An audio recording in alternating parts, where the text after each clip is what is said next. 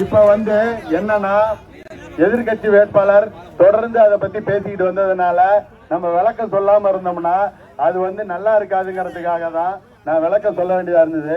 நான் இத்தனை நாள் விளக்கம் சொல்லாததுக்கு ரீசன் என்னன்னா, தொகுதி மக்கள் என் மேல பாசம் வச்சிருக்காங்க, அன்பு வச்சிருக்காங்க, நம்பிக்கை வச்சிருக்காங்க, எல்லாமே இருக்கு. நம்ம எதுக்கு விளக்கம் கொடுக்கணும் அப்படின்னு சொல்லிட்டு தான் விளக்கம் கொடுக்கல. இப்ப சொல்றேன், எங்க ஹாஸ்பிட்டல்ல நடைபெற்ற அனைத்து அப்ரூவல்களையும் பெற்று முறையாக இது பண்ணோம். அது மாதிரி முறைகேடாக நான் ஏதாவது பண்ணிருக்கேன்னு நீங்க குற்றத்தை நிரூபிச்சீங்கனாலோ இல்ல குற்றமே நான் செய்யலங்கிற குற்றம்னு சொல்லி சொன்னீங்கன்னா, அத முறைகேடு இருக்கு அப்படின்னு சொல்லி நிரூபித்தீங்கன்னா நான் உங்களுக்கு 1 கோடி ரூபாய் பரிசு தொகை தருகிறேங்கிறதையும் சொல்றேன். அதோட அரசியல்ல இருந்து நான் விலகிடுறேங்கிறதையும் சொல்லிடுறேன். ஏன்னா நான் தப்பு பண்ணல, தைரியமா நின்று பேசுறேன். அதனாலதான் இதை சொல்றேன். அவ்வளவு தில்லா பேசுறேன். அதேதான் சட்டப்படிதான் அப்ரூவல் வாங்கி 2016 to 21 வரலும் ஏடிஎம்கே கவர்மெண்ட் தான் இருந்தது. ஏடிஎம்கே கவர்மெண்ட்லயும் அப்ரூவல் வாங்கி பண்ணியிருந்தேன். நம்ம கவர்மெண்ட்லயும் இது பண்ணுச்சு. இது சம்பந்தமா அதிகமான விளக்கங்களை கொடுத்திருக்கிறேன். நான் இத்தனை நாள் விளக்கம் கொடுக்காததுக்கு ஒரே ரீசன் என்னன்னா,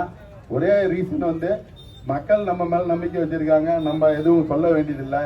நம்ம எதுக்கு போய் சொல்லிக்கிட்டு யாரோ ஒண்ணுமே தெரியாதவங்கலாம் இதை பத்தி பேசிட்டு இருக்காங்க, அதெல்லாம் எப்படின்னு சொல்லிட்டு தான் விட்டுட்டேன். மற்றபடி நான் இன்னைக்கு ஏன் இதை சொல்ல வேண்டியதா இருக்குன்னா, எதிர்கட்சி வேட்பாளர் போராடலாம் இதைதான் சொல்லிட்டு இருக்காரு. ஒவ்வொரு 252 சொன்னல, 252க்கும் அப்ரூவல் வச்சிருக்கிறேன். அதையெல்லாம் சப்மிட் பண்ணிருக்கேன். 2 நீதிபதிகள் கொண்ட குழு தான் மேற்பார்வையில என்னோட இதெல்லாம் விசாரணை பண்ணாங்க. அதுல நான் குற்றமற்றவன்னு குற்றப்பத்திரிகையை தாக்கல் பண்ணியிருக்காங்க. நான் இதெல்லாம் முதலே நடந்து முடிஞ்சிருச்சு. இருந்தாலும் நான் விளக்கம் சொல்லல. ஏன்னா என் தொகுதி மக்கள் என் மேல பாசமா இருந்தீங்க. அதனால நான் உங்கள்கிட்ட விளக்கம் சொல்லாம விட்டேன். நீங்க நம்ப மாட்டீங்கன்னு எனக்கு தெரியும்.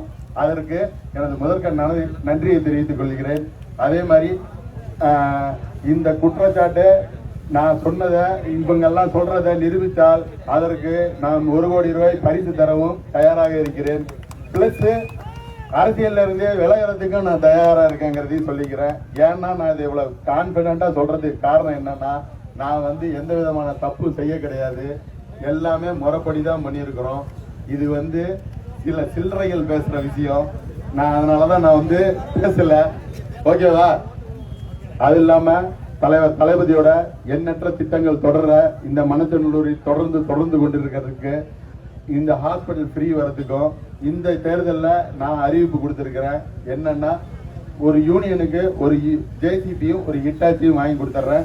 அதை வைத்து குளம் தூர்வாரிக்கலாம், ஏரி தூர்வாரிக்கலாம், ஏரிக்கு வரத்து வாய்க்கால சரி பண்ணிக்கலாம், விளையாட்டு மைதானத்தை சீரமைச்சிக்கலாம், மயான பாதையை சீரமைக்கலாம்.